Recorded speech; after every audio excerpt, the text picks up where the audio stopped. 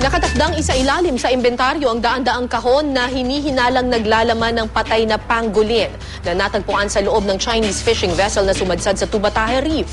May nusigaw si Isay Reyes. Isay?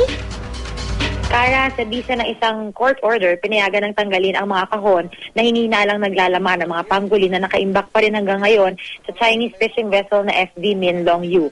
2:00 ng hapon mamaya, sisimula ng inventory bago nga isasagawang paglibing sa mga ito. Isa-isang bubuksan ng mahigit 400 kahon para malaman kung ano pa ang laman ng mga ito dahil baka may naipuslit pang ibang hayop sa loob. Marami munang inayos para sa inventory mamaya, gaya ng medical mask, suits at maging gloves na gagamitin ng mga magbubuhat. Pinangangambahan kasing health hazard na ang mga pangolin na mahigit 2 linggo nang nakaimbak sa loob ng barko. Masangsang na rin ang amoy nito, Kara, kahit na nakatayo ilang metro mula sa fishing vessel.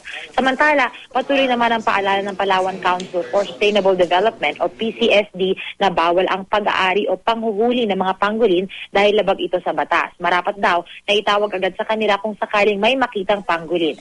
Ang Philippine Coast Guard naman hinihikayat ang publiko na ipagbigay alam sa kanila ang kahit anong impormasyon tungkol sa illegal trading ng mga pangolin. Kara?